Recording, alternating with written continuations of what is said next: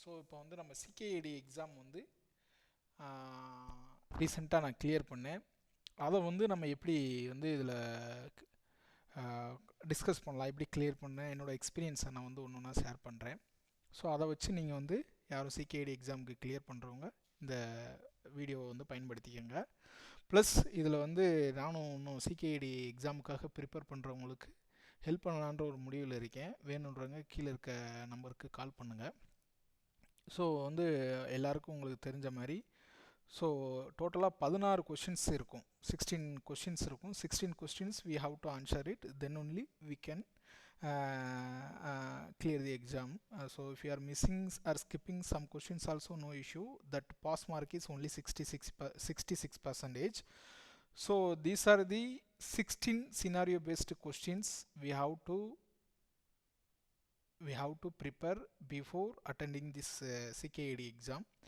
So in later one by one in later videos I will explain the each questions one by one, how I answer those questions, and I will explain. First I will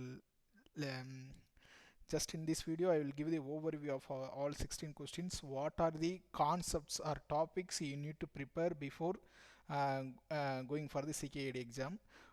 We have to prepare well for network policy to restricts only 2 pods. So that network policy means, so normally if you are creating one pod as Kubernetes concept, if normally you are creating a pod means automatically the pod can communicate with any other pod with from within a node and outside from this node. This is the nature of Kubernetes. So for that, for security purpose only, we are restricting the pod communication between the pod to pod communication and pod to different node pod communications. So for that we need to create a network policy. So in this scenario they will ask to restrict the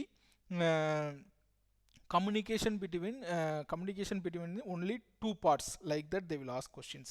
Second வந்து resource allocation for containers.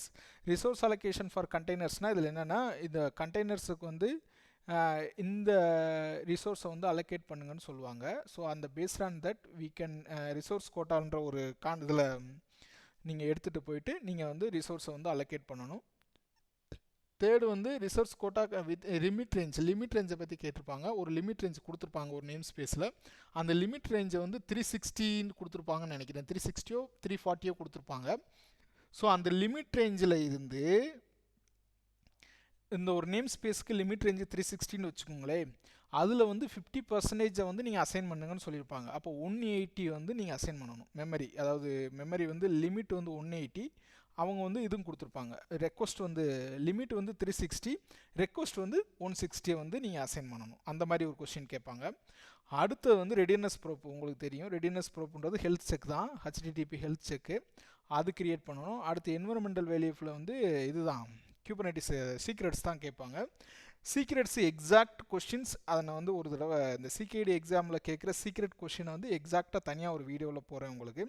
அடுத்து வந்து expose தி deployment, ஒரு deployment create பண்ணியிருப்பாங்க, அதை வந்து expose பண்ணிவிட்டு plus அதை expose பண்ணிவிட்டு அதை வந்து ஒரு வெர்ஷனை வந்து அப்கிரேட் பண்ணணும், டவுன் கிரேட் பண்ணணும். அந்த மாதிரி கொஸ்டின் கேட்பாங்க. அதுக்கு வந்து செட் இமேஜ்ன்ற நீங்கள் கமாண்ட் யூஸ் பண்ணலாம், இல்லை YAML ஃபைலை ஓப்பன் பண்ணி எடிட் பண்ணியும் நீங்கள் சேவ் பண்ணலாம். ஸோ அதுக்கப்புறம் அந்த மேக்ஸிமம் சர்ஜ் வேல்யூஸ் வந்து மேக்ஸிமம் 25%லேருந்து 5% வரைக்கும் குறைக்க சொல்லுவாங்க. Maximum surge value minimum surge value வந்து 25% இருக்கும் டிஃபால்ட்டாக, அதை 5% குறைக்க சொல்லுவாங்க. நான் டிஃபால்ட்டாக எல்லாமே கொஷின்ஸ் செகண்ட் டைம் எழுதுனதுனால நான் வந்து எல்லாத்தையும் நோட் பண்ணி வச்சுருந்தேன், உங்களுக்காக ஷேர் பண்ணுறேன். நீங்கள் கண்டிப்பாக இதை யூஸ் பண்ணிக்கோங்க.